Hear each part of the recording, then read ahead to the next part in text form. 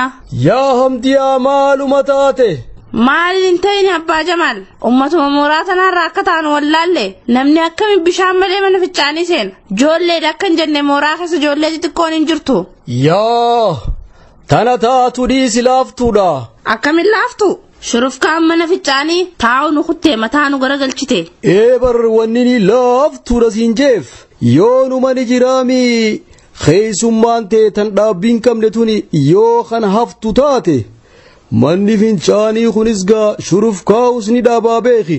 Haay abbaa Jamaal akkam jechuu feetasa anuma arrabsu feete akkam maal jechuu keeti nam kudha takka oliin mooraa tana keessa galaa keessumu mana bira dhuftuu fi waruma mana xiyyaatiitu sagaraa ajeessa.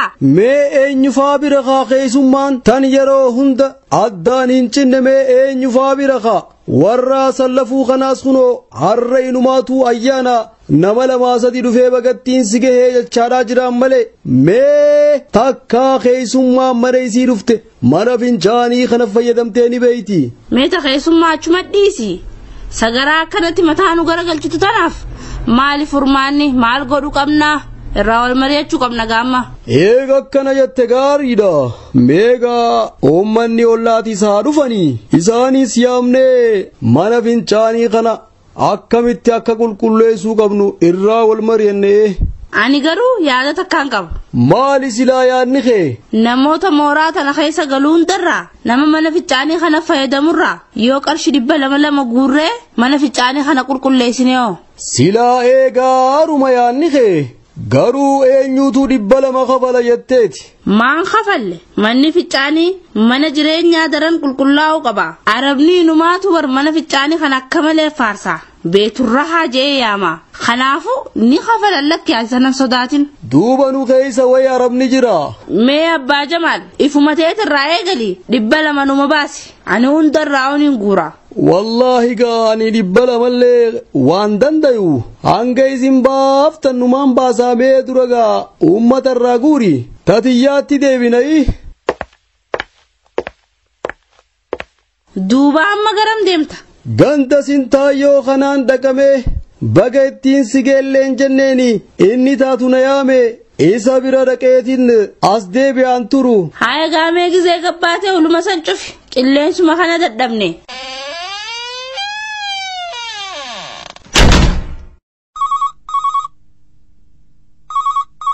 Hello Hamdiya. Hoy Ibrahim. Eessa jirta hoo? Manaan jira. Tole laakanarran dhufuun eegin. Maali hoo isaa nyaata? Saayiba kee tokkotu naafiree isa bira nyaachuufi. Haaya eegan dhufne laaqana gaarii siif haa ta'u. Dhiifama garuu. Homaa rakkoon qabu. Haayee nageetti. Haaya nageetti. Haay ajaa'iba akkam jaarsaa fi jaartii walumaan afeeranii beena. Maaluma saayibni isaa kophaa isaa afeeru kunoo isa hoo ajaa'iba saayibni isaa afeere jaartii mana dhiisee saayiba isaa bira dhaqu way ajaa'iba.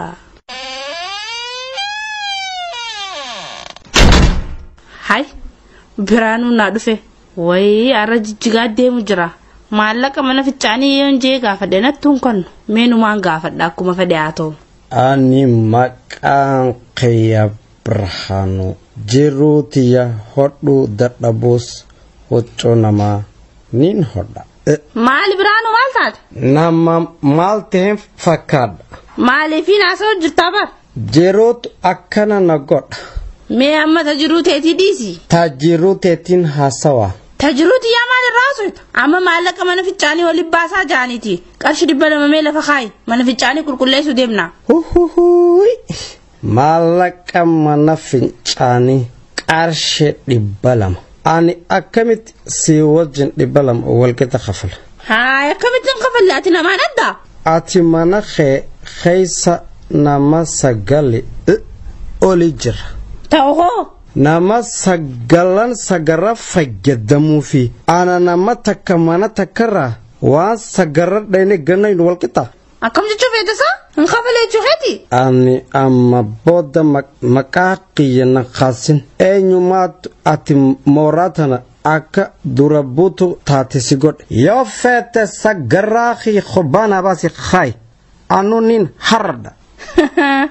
Maal jette? Dhageesse. Qonyeerra guurtaa moo madaabaran neetee ashawaa geesta? Sen dhebu.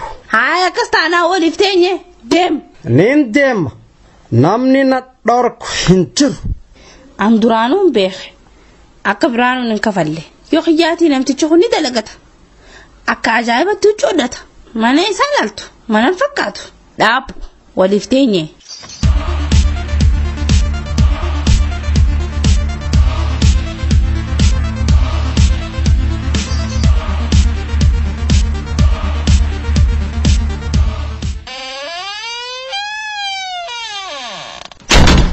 Abbaa Jamaal dhuftee? Dhufe akkami ummata kanarraa guurtee maallaqa? Guure anumaa fi ati hafe. Namni hoggaa buusii akkanaa kanna namarraa guuru dura dursoodhaa bar eefumarraa kan jalqabu akkamisaati maaliif hin buusin moo ati eega hundarraa guurte booda yoo irrate qofa itti guuttu? Lakki ani hanga Ibraahim kiyya dhufuun eegu jira maallaqa harkaan qabu. Haay sila Ibraahim jiraate mata duree ana kaayami. Yaaboo Ibraahim jennaan wahina yaadachiifte yaaboo reefu anumaa mana firiidhaa baga ittiin sigee hoggaan dhaqu kunoo firiidhaatu naa hime odoo har'a Ibraahim hin jiraanne ayyaanni ayyaanaa hunatti hin fakkaatu jettee isii isa galateeffattu natti himaa turte. Firii? Firuma teenya tana. Wani laaqanan dhufu naan jeef.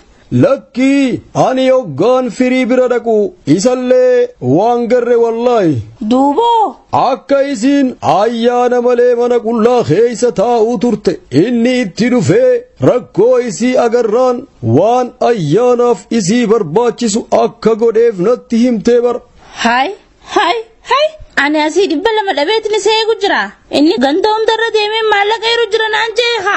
Wallaahi rabbi isaaf haa godhu namni miskiina guyyaa akka har'aa kanaan gammachiise rabbirraayis qooda qabaa beeki. Abbaa Jamaal mee callisi kutaa kanarraa.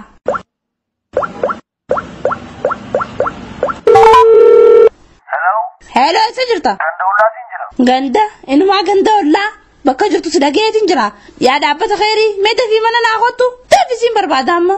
Maal reefu mana jaasi dubbisne maal taate? Amma kottu siin jee amma kottu. Haaya tasgabaa himee hin dhufaa. Dafee way gubadhee ana ajaa'ibuun na qabatee usaame.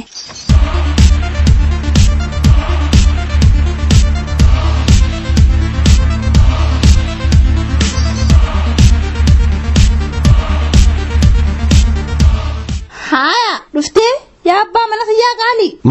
Maaltu maalte? Bakka ati jirtu waan hin ta'initu jira. Haay yoo kiyyaa ganama nagaa si dhiisee hin deemne?